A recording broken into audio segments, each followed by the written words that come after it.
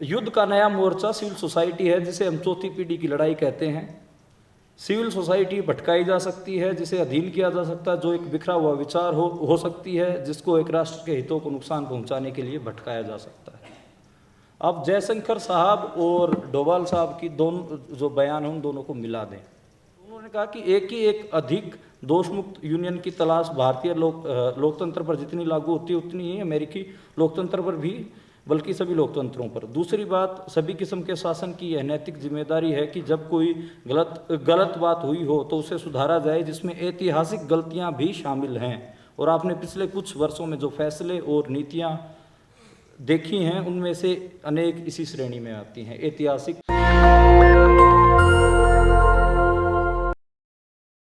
बहुत क्लीशे से बात नहीं करूंगा कि मीडिया के पत्रकार, जो टीवी मीडिया के पत्रकार हैं वो तनाव परोसते हैं, इस किस्म की बातें शायद आप सभी को पता है। और जो टीवी न्यूज़ में जो परोसी जा रही है वो आप सब देखते ही हैं। लेकिन जैसे प्रशांत भूषण साहब ने कहा कि एक अल्टरनेट मीडिया कह लीजिए या फिर एक उसके बरक्स स्वतंत्र पत्रकारिता भी उभर रही है। मैं जर्नलिज्म स्कूल्स में कई बार रिपोर्टिंग पढ़ाने जाता हूं तो देखता हूं कि बहुत सारे नौजवान निकल रहे हैं। अभी भी मैं अपने सामने देख रहा हूं कि जो इस प्रोग्राम की आवाज़ को भी एम्पलीफाई कर रहे हैं, कम से कम यहाँ पर 12-15 पत्रकार बैठे हैं जो ये वीडियो भी शूट कर रहे हैं, ट्वीट भी कर रहे हैं और इन बातों को एम्पलीफाई कर रहे हैं। तो एक मैं प्रशांत साहब आपकी बात से बिल्कुल वो है कि जिला स्तर पे भी और स्टेट राज्य स्तर पर भी और नेशनल लेवल पर भी लोग, नौजवान और पत्रकार जो बिल्कुल फ्री प्रेस की बात करना चाह रहे हैं। और एक उदारवादी लोकतांत्रिक व्यवस्था में शायद फ्री प्रेस का महत्व भी बहुत ज़्यादा होता है। और इसी वजह से जो एक हिसाब से जो हमारे राष्ट्रीय आंदोलन के नेता थे, वो पत्रकार, वो सारे पत्रकार भी थे, वैसे ज़्यादातर वकील थे और साथ में पत्रकारिता भी करते थे। उनका जो एक पूरा Bharat as a nation state इसको बनाने का पूरा वो था, तो उसमें कहीं ना कहीं मीडिया की जगह और मीडिया को इस लोकतंत्र का चौथा खंभा मानने की जो पूरी मैं मानता हूँ, वो कहीं ना कहीं इसी पॉलिटिकल थॉट प्रोसेस से था कि जो उदारवादी लोकतंत्र है उसमें लोगों की आवाज़ को एम्पलीफाई एक फ्री प्रेस करेगी, ताकि जो सत्ता में बैठे लोग हैं उनके कानों में वो पड़े और एक जो संवाद जैसा कुछ है ऐसा कुछ कायम हो सके, ये बात है। लेकिन अभी के लिए जो राज्य की नीतियां हैं, और मैं मतलब राज्य की नीतियां जोर दे के कह रहा हूं, और उसमें मैं जो राज्य के नीति निर्माता हैं उनके एक दो बयान भी मैं आपको बताऊंगा। मैं कोई ऐसे नहीं कह रहा कि राज्य की नीतियों में मतलब साक्षी महाराज के किसी बयान को सीरियसली लेके बात करें, लेकिन राज्य के ऐसे अहदेदार, जैसे मैं अभी आपको एक कमेंट बताऊंगा जयशंकर साहब का, जो हमारे विदेश मामलों के मंत्री हैं, हम सब जानते हैं। तो उन्होंने जो अमेरिकन एक Antony Blinken secretary, state of secretary, उन्होंने उनसे जब इंडिया में विजिट थी 2021 में, तो उनसे सवाल पूछे गए थे, तो उन्होंने ह्यूमन राइट्स के ऊपर कुछ जवाब देने की कोशिश की थी। तो और इसके अलावा भी अमेरिकन कई संस्थाएं हैं या फिर यूरोप की भी कई संस्थाएं हैं जो कहीं ना कहीं फ्रीडम से लेकर, ह्यूमन राइट से लेकर, प्रेस फ्रीडम से लेकर कई चीज़ों पे बात करती हैं। और उसमें इंडिया की जब बात आती है तो एकदम सरकार परेशान हो जाती है, और सरकार के कई मंत्री उस पर मतलब एक हिसाब से अजीब से रिएक्शन भी देते हैं और उस पर, लेकिन प्रधानमंत्री हमेशा उन सारे मामलों पर बात करने से बचते हैं। तो ऐसे में जयशंकर साहब ने उनको जवाब दिया था, तो जवाब मैं एक बार पढ़ रहा हूँ और फिर उस जवाब जो उन्होंने जवाब दिया था उसी को ही आगे खोलते हुए मैं अपनी बात रखूँगा। उन्होंने ये कहा कि एक अधिक दो, अच्छा मैं बता देता हूँ कि जो एंटनी ब्लिंकेन साहब थे उनसे पूछा गया था कि क्या ह्यूमन राइट का जो पूरा मामला उससे भारत पीछे हट गया क्या, शायद कश्मीर के संदर्भ में उनसे वो सवाल पूछा गया था। तो उन्होंने कहा कि एक अधिक दोषमुक्त यूनियन की तलाश भारतीय लोकतंत्र पर जितनी लागू होती है उतनी ही अमेरिकी लोकतंत्र पर भी, बल्कि सभी लोकतंत्रों पर। दूसरी बात, सभी किस्म के शासन की यह नैतिक जिम्मेदारी है कि जब कोई गलत बात हुई हो तो उसे सुधारा जाए, जिसमें ऐतिहासिक गलतियां भी शामिल हैं। और आपने पिछले कुछ वर्षों में जो फैसले और नीतियां देखी हैं उनमें से अनेक इसी श्रेणी में आती हैं, ऐतिहासिक गलतियां। मैं पहला पॉइंट तो उन्होंने मतलब एक हिसाब से वो अमेरिका को भी कहा कि सारी भाई दोस्त मुक्त यूनियन की तलाश में बेहतर हो सके उसी की तलाश में है। दूसरा जो पॉइंट है जिसमें वो कह रहे हैं कि जो पिछले कुछ साल में अपने नीतियां देखी हैं,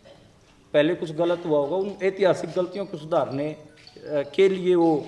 लागू की गई हैं। उसमें आप कश्मीर से 370 का हटना मान सकते हैं, राम मंदिर के निर्माण का मान सकते हैं, और ये डॉक्टर जयशंकर कह रहे हैं, ये जवाब दे रहे हैं। मतलब ये कोई ऐसे आलतू फालतू बीजेपी के नेता का बयान नहीं है कि पब्लिसिटी के लिए उसने कहा हो। तो और मुझे लगता है कि जो आप जिन इंस्टीट्यूशंस के दरकने की बात भी कर रहे थे, वो सच इसलिए भी मतलब उस पर यकीन करना बनता भी इसलिए है क्योंकि जब ऐतिहासिक गलतियां सुधारने की बात कर रहे हैं जयशंकर साहब, उसमें 370 का मामला ले, उसमें बताइए 5-6 साल तक पिटीशन को सुना ही नहीं गया, जो उसकी संवैधानिकता को चैलेंज कर रही थी। तो मतलब सुप्रीम कोर्ट के पास और बहुत सारी बातों के लिए टाइम है, लेकिन एक पूरा जो फेडरल स्ट्रक्चर कह लीजिए आप, या फिर एक पूरा स्टेट, जिसकी स्टेट असेंबली को ही दरकिनार करके वहाँ के राज्यपाल के थ्रू वो सारा काम किया गया हो और उसकी पिटीशन तक नहीं सुनी गई हो, और ऐसे ही अनेक मामले हैं। एडीआर की एक रिपोर्ट का भी मैं जिक्र करना चाहूँगा, रिपोर्ट कर रहा हूँ एडीआर के एक पिटीशन का। तो उन्होंने भी एक पिटीशन फाइल की थी जिसमें उन्होंने इलेक्टोरल बॉन्ड्स का कहा था, और उसको भी 5-6 साल तक लटका के रखा। और 2019 में वो 2017 में पिटीशन लगाई गई थी, और 2019 में चुनाव आयोग भारत के चुनाव आयोग ने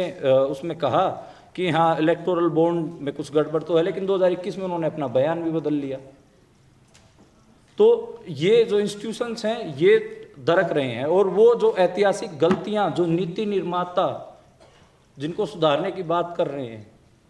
उन गलतियों को सुधारने के लिए ही इन इंस्टीट्यूशंस को मतलब ख़त्म कर रहे हैं, मुझे ऐसा मेरा मानना है। और दूसरी बात ये कि जो ऐतिहासिक गलतियां कह के जिनके ऊपर हमले होते हैं, उसमें सीधी सी बात है कि अल्पसंख्यक समुदाय के लोग हैं, क्योंकि अल्पसंख्यक समुदाय के लोगों को, उनके धार्मिक सतलों को, उनकी ज़ुबान को, उनके ऐतिहासिक सतलों को टारगेट करके ही जो मेजोरिटीरिज्म जो बहुसंख्यक लोगों की ये वोट हासिल करते हैं। तो और तीसरा एक मैं उसके बाद उन्होंने एक जो इम्पोर्टेंट बात कही, उसमें जो न्यूज़ क्लिक के ऊपर जो छापे हुए हैं या फिर जो मानवाधिकार कार्यकर्ता जेलों में बंद हैं, उसकी बात भी आपको समझ में आएगी। उन्होंने कहा तीसरा कि स्वतंत्रता महत्वपूर्ण है, हम उन्हें अहम मानते हैं, लेकिन हम कभी भी शासनहीनता या शासन के अभाव या बुरे शासन को स्वतंत्रता के बराबर नहीं रखते हैं। मतलब आपकी जो मैं बार बार ऐसे बोलूं कि अभिव्यक्ति की आज़ादी और फ्रीडम, तो उसको जयशंकर साहब कह रहे हैं कि देखो ये आप अच्छे शासन के इक्विवेलेंट नहीं हो सकती। ठीक, अच्छे शासन के लिए अगर तेरे मुंह पे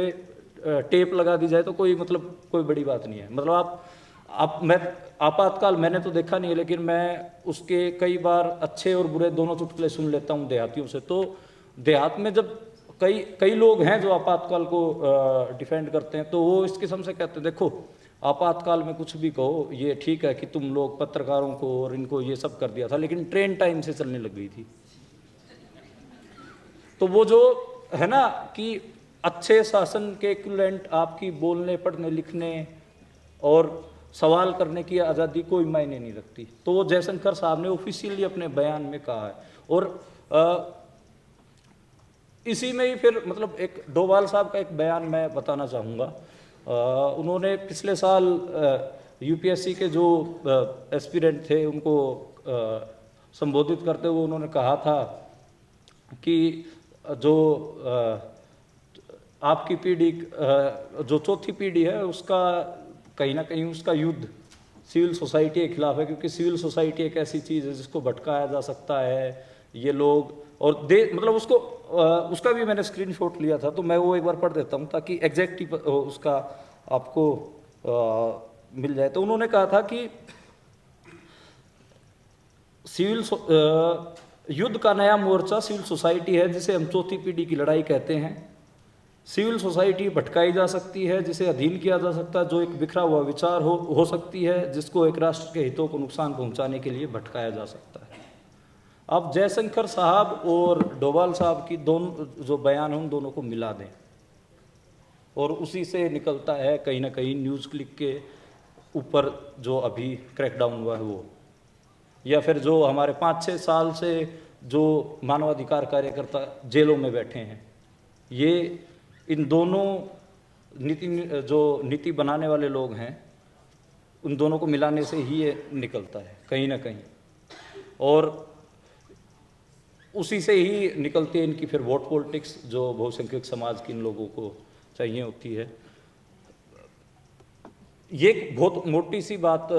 मैं कर रहा हूँ, मतलब इसमें ज़्यादा डेप्थ में नहीं जाना चाहूँगा